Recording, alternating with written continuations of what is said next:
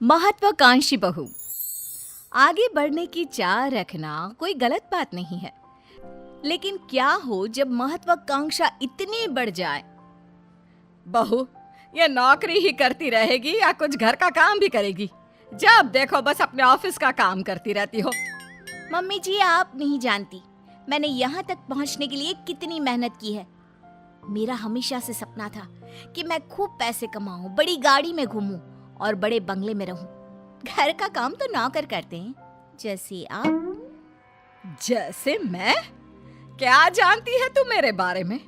मैंने इस घर को अपने पसीने से खड़ा किया है। घर पसीने से नहीं, पैसे से खड़ा होता है मम्मी जी, जो मैं कमा रही हूँ। समझी? लंबी गाड़ी, महंगे फोन और कपड़े, ये सब चाहिए मुझे। लेकिन बहू, अगर तुम नौकरी नहीं भी करोगी ना तो भी तुम्हें ये सब चीज मिल जाएगी। मेरा बेटा सब कुछ तो दे रहा है, कोई कम पैसे तो वो भी नहीं कमाता। उसकी कमाई देखकर ही तो फंसाया था तूने, याद है ना? वरना उसके लिए संस्कारी रिश्तों की कमी नहीं थी। संस्कारी भी फेल है सरकारी वाली के पीछे। मम्मी जी, ये सब तो मैं भी जानती हूँ, लेकिन मैं ये सब अपने कमाए पैसों से चाहती हूँ, ना कि अपने पति के पैसे। और मैं भी ऑफिस जाना चाहती हूँ, काम करना चाहती हूँ। मैं भी चाहती हूँ कि लोग मेरे आगे पीछे मैम मैम करके घूमें और मैं उनको बॉस बनकर ऑर्डर दूँ। You know, work like a man. Like a man? अरे लाइक अ मैन बनने के चक्कर में बहू वुमन भी ना रह जाओ। अरे क्यों बहू, मैं जानती हूँ तू बहुत महत्वाकांक्षी है, लेकिन तू अपने सपनों के लिए अपने परिवार को भूल जाएगी क्या? और अगर आगे बढ़ने की इतनी ही चाह थी तो शादी क्यों की? बस कीजिए मम्मी जी, बहुत थक गई हूँ मैं, मुझे आराम करना है। और मेरा खाना प्लीज मुझे मेरे कमरे में ही दे देना, मैं वहीं खाऊंगी। ये कहकर बहू चली जाती है अपने कमरे में। अगले दिन, मम्मी, टीचर ने आपको स्कूल में बुलाया है। मुझे? लेकिन क्यों, क्या हो गया? वक्त नहीं है मेरे पास। वैसे हुआ क्या है? फीस तो मैं समय से दे रही हूँ, और क्या चाहिए इन स्कूल वालों को? मम्मी, इस बार मेरे एग्जाम्स में नंबर कम आए तो मैम आपसे मिलना चाहती है। नंबर कम आए हैं तो और पैसे ले लें। क्या है ये, वक्त खराब करते रहते हैं। नंबर कम आए हैं? अरे तभी तो मैं तुझे बोलती रहती हूँ पढ़ ले, और तू है कि पूरा दिन बस वीडियो गेम। देख बहू, तेरे ध्यान न देने का नतीजा इसके नंबर कम आने लग गए हैं। मम्मी जी, कोई बात नहीं है, अभी वो बच्चा है और स्कूल टाइम में ऐसा होता रहता है, समझ जाएगा। वैसे भी हम लोग कमाकर इतना पैसा जमा कर देंगे कि ये बैठ कर खाएगा तो भी खत्म नहीं होगा। बहू, अगर तेरे यही तेवर रहे तो मुझे डर है कि कहीं गोलू तुम्हारे हाथ से ना निकल जाए। इसलिए घर पर ना सही बच्चों पर तो थोड़ा ध्यान दो। मम्मी जी, आप फिक्र मत कीजिए, मैं सब संभाल लूंगी। चलिए ऑफिस के लिए निकलती हूँ। हाथ से बच्चा निकले ना निकले, आप मुझे ऑफिस से जरूर निकलवा देंगी। मैं निकलवा दूंगी? अरे तेरी हरकतें, इसे तो कहना ही बेकार है। लगता है अब विक्रम ही इससे बात करेगा। सास बेटे को फोन करके सारी बात बता देती है। हाँ माँ, तू सही बोल रही है। आखिर हम काम तो मुन्ने के लिए ही कर रहे हैं। अगर वही ठीक नहीं निकला तो मैं बात करता हूँ उससे। शाम को बहू जब काम से घर लौटती है, मम्मी जी, अगर आपको यहाँ किसी चीज की परेशानी थी तो आप मुझसे बोलती, इनको फोन करके बताने की क्या जरूरत थी? क्योंकि तू मेरी बात सुनने को तैयार ही कहाँ होती है।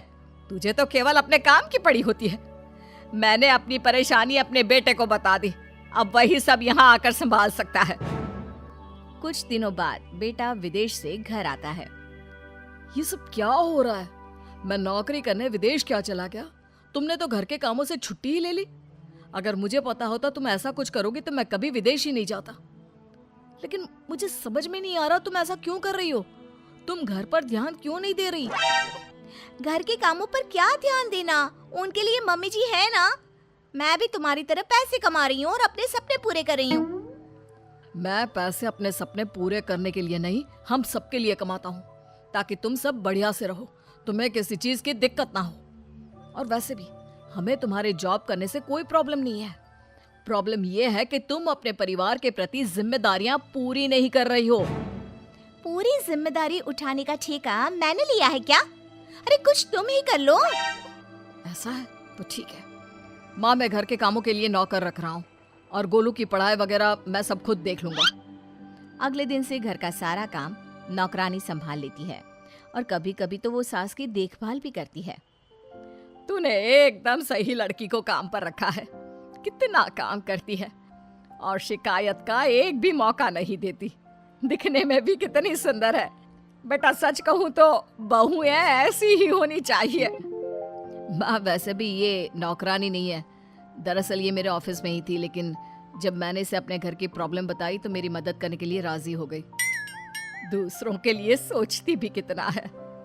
हाँ माँ, मुझे नहीं पता था कि ये गीता इतना अच्छा घर का काम भी कर लेती है।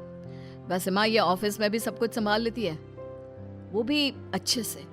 बहुत महत्वाकांक्षी नहीं है, लेकिन सबको लेकर आगे कैसे बढ़ना है ये इसे अच्छी तरह पता है। मुझे इसकी सबसे अच्छी बात क्या लगती है पता है? क्या बेटा? जब मैं घर पर नहीं होता तो ये आपका और गोलू का कितना अच्छा ध्यान रखती है। तभी घर में मेहमान आ जाते हैं। ओहो, ये लोग भी ना धर्मशाला समझकर रोज आ जाते हैं। ये बोलकर वो अंदर चली जाती है। अरे आइए आइए बेटा, जरा चाय पानी लेकर आना। तभी गीता सुंदर सी साड़ी में अच्छे से चाय पानी लाकर टेबल पर रख देती है। हाय रे, आपकी बहू सही रास्ते पर आ गई। नहीं तो हमेशा हवाई बनकर घूमती रहती थी।